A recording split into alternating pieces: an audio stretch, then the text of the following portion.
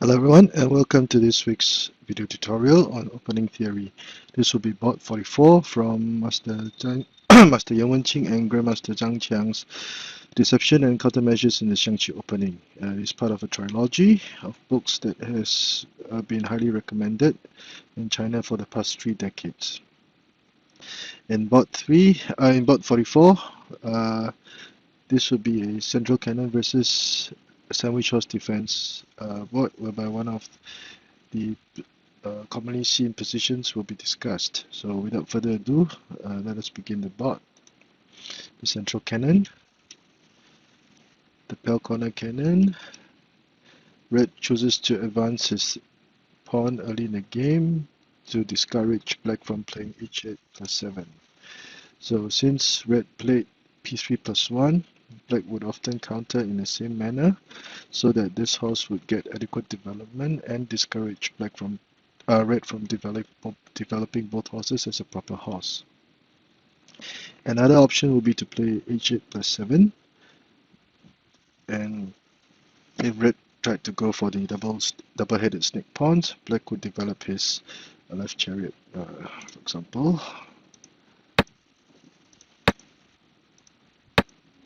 Red would now be compensated for the lack of development of the pawns or horses with this chariot, which would usually be maneuvered to the riverbank rank, and the pawns would be traded to allow the black horses to join in the attack. These are considered to be normal variations in this opening system, and black continued with h8 plus 9 so that he could have the options of playing c8 equals to 7 or c8 equals to 6. In this board, black would choose to play a prophylactic measure. I would choose to place e7 plus 5 in anticipation of black playing c8 equals to 7, because if red adopted the 5-7 cannons, he will be attacking the horse. So red would first protect this horse in this manner and allow for development of his other pieces as needed in the game. If black chooses to play h8 equals to 7, red would still enjoy a slight initiative. So for example, the 5-7 cannons. And red will still have a slight initiative, and this is one commonly seen variation in this opening system. However, trading chariots so early in the game is usually not advised, because red would try to have all his forces available for attack. So in this board, red would indeed adopt the 5-7 cannons. Black would take the opportunity to develop his right flank instead of his left flank, and red would do likewise, and black would advance his cannon to the pawn rank, to red's pawn rank, to target the central pawn. Red would choose to develop his other chariot as a ranked chariot, which is also commonly seen. Another variation would be r1 equals to 2. Black would continue to develop his horse as a proper horse, and this would be the position of discussion for this board. Red would deliberately move his chariot to the 7th file, where it would become a rather closed in a rather close position, but red would now apply a lot of pressure on this file, as he signals that he will be prepared to storm this file to try to fight for the initiative. Now, there are many hidden traps in this variation, and black would have to be on his guard and not be captured off guard. So this would be the position of discussion, and black would usually continue with r9 equals to 8 to develop his chariot, and bam, red will start his attack with p7 plus 1. So this would be the attack, or the main position of discussion following red's r1 equals to 7. At this point in time, two variations are discussed. The first would be c2 equals to 3. The second would be r8 plus 4. Now this is the recommended variation.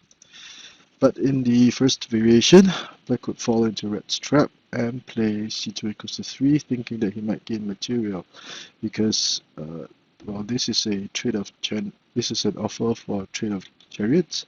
This black chariot was protected by the black horse, and since red was attacking in this manner, by jamming a cannon over here, black would try to gain some material. So red would accept the trade of chariots, and black would capture the other chariot in this manner.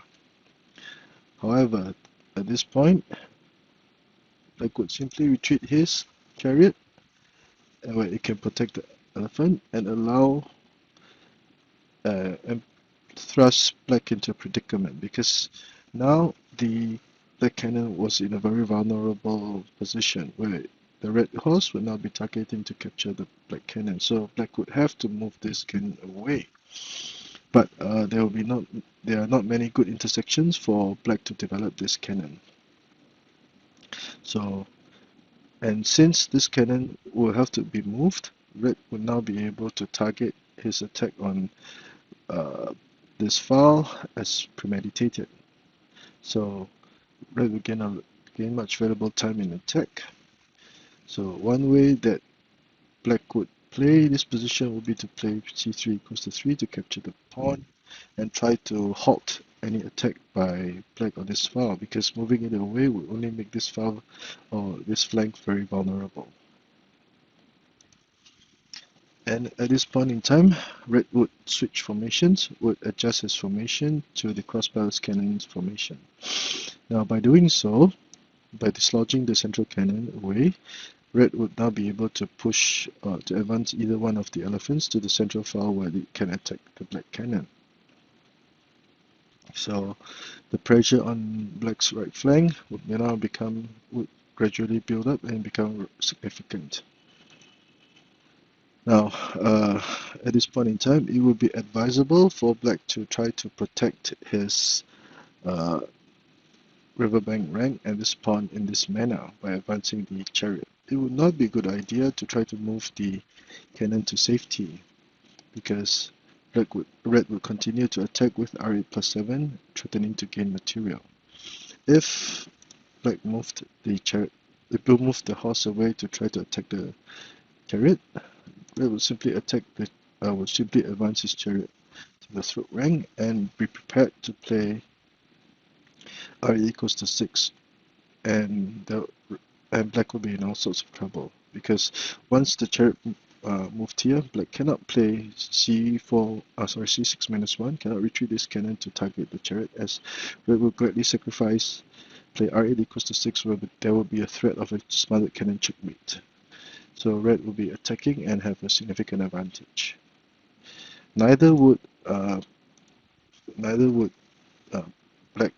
h3 plus 5 be a good idea, even though the black cannon was still targeting the red chariot, because red will simply retreat his chariot and target this ill-positioned cannon. So if the cannon moved away, this will still be a fork and black will lose material. Therefore, moving the cannon away would not be a good idea, and black should play r8 equals to 7 to fortify or add some defense for this flank in this manner. And since the cannon did not budge, red will play e7 plus 5, as mentioned earlier, whereby red will solidify his defense and also attack the black cannon at the same time. Black would try to trade cannons in this manner, but red would have none of it. And it would appear that black would have managed to save this cannon in the nick of time, because by playing r4 plus 2, the elephant will be blocked from capturing the cannon. However, when the chariot is at this position, it will be vulnerable to attacks by this horse, and red would immediately play h3 plus 4 to attack the chariot, forcing the chariot away. As can be seen, in the first 15 plies, black had already used up many moves just to move this chariot, and this would result in a loss of tempo. So since black was attacking the horse, red would have none of it and capture the pawn. And at this time, black would still be placed in a predicament because this cannon was still vulnerable to capture by the elephant. So black would have to move his chariot back again to prevent it from happening. It would not be a good idea for black to attempt to sacrifice material, thinking that the cannon lost now would be compensated with this horse later on, because red would simply capture the cannon, and red would use his hell corner cannon to protect the horse and still apply a lot of pressure on black's formation. And as can be seen, although red had sacrificed both elephants, he was now attacking and preparing to gain material. If black tried to move his chariot horse away, black would counter aggressively by delivering a check, and if, as can be seen, after sacrificing the cannon, which was a pseudo sacrifice, red would capture the black cannon and also threaten the black horse. And once this horse is captured, the material advantage that red has will be overwhelming, and red would have a winning position going into the endgame phase. So that is why c3 equals to 7 is not advisable.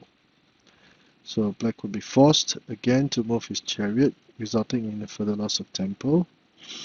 And instead of retreating the horse, red would now target this chariot in this manner by retreating this cannon, so that he can play c7 equals to 6 later on to attack the black black chariot.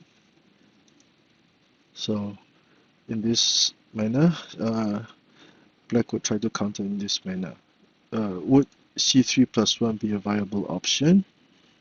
The answer will be no, because red would simply use his rather closed horse to trade for black's open cannon, active cannon.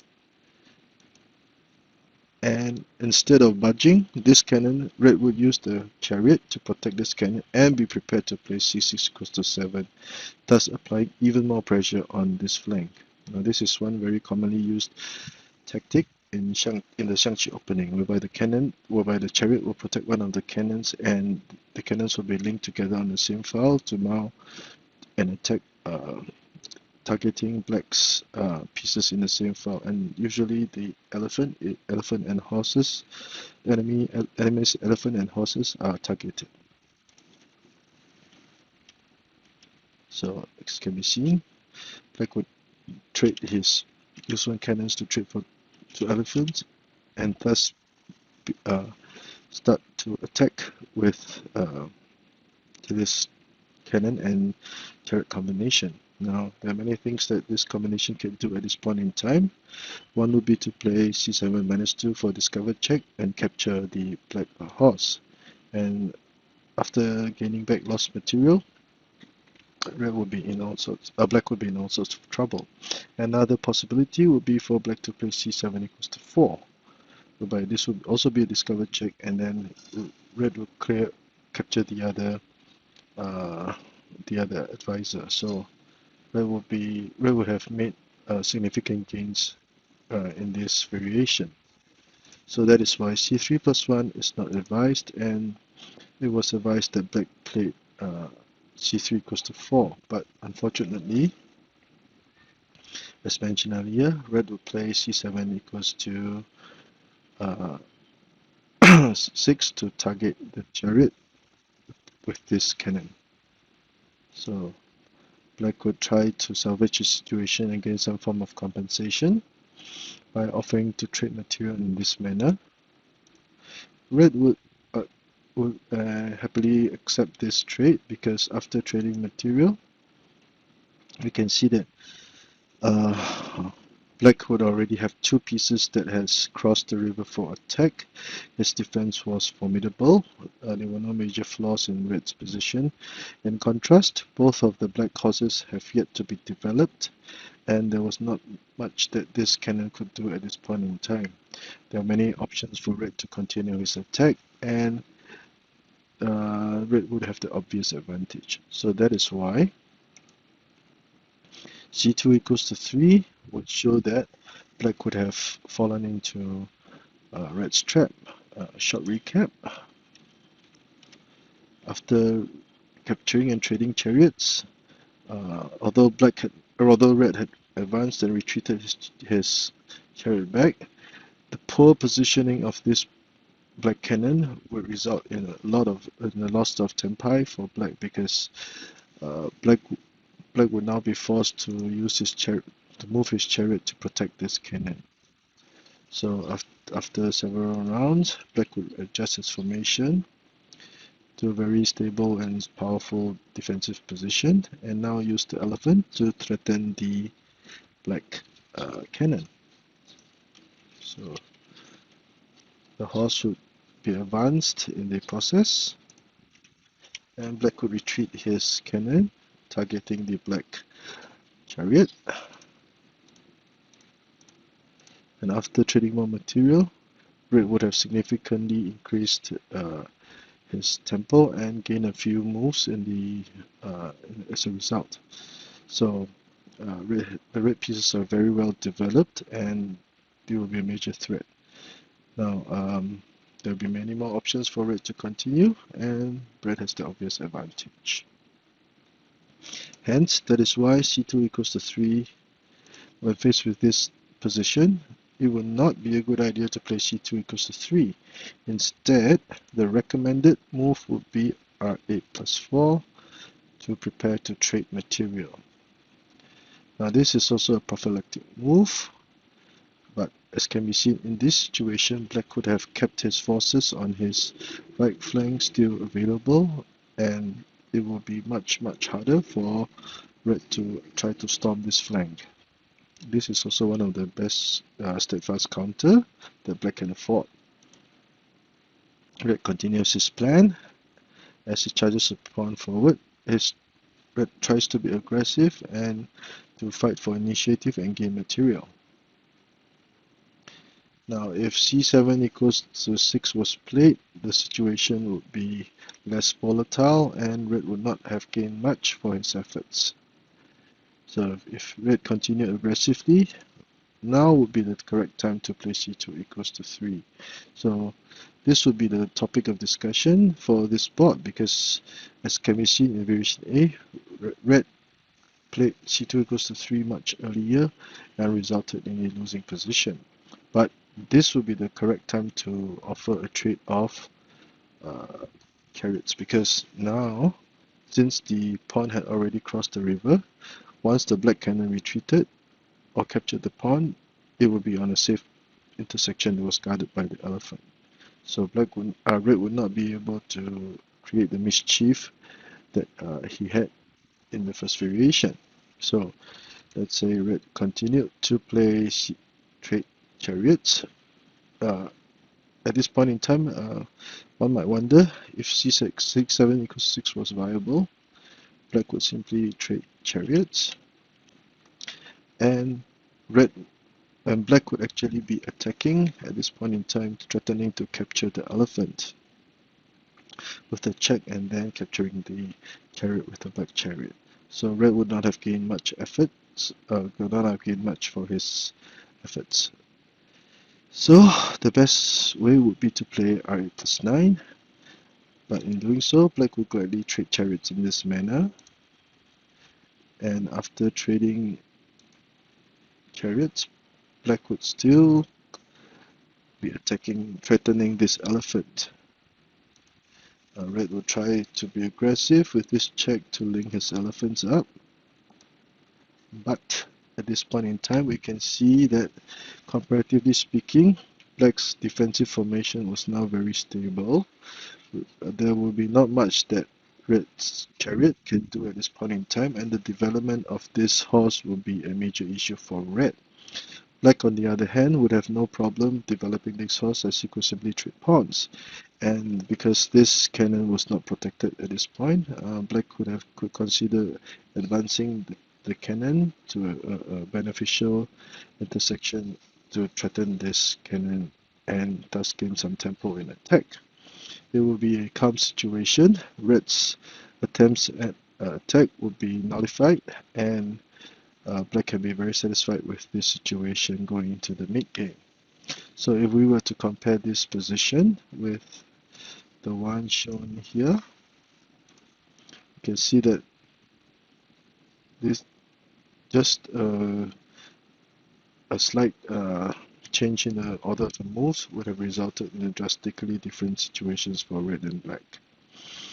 So I hope you've enjoyed this short video on opening theory, and I think the biggest lesson that you can learn from this board is to time your counterattacks appropriately, because as mentioned in the summary of the board itself, as can be seen, the Master Yu Wenqing and Grandmaster Zhang Qiang both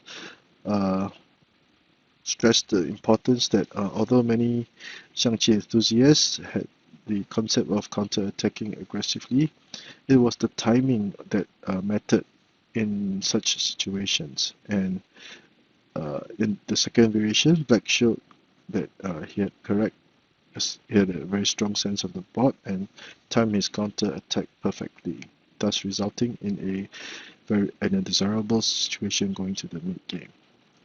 So if you like the work that I've been doing, please subscribe to my channel, and I'll hope to be able to do more. Thank you.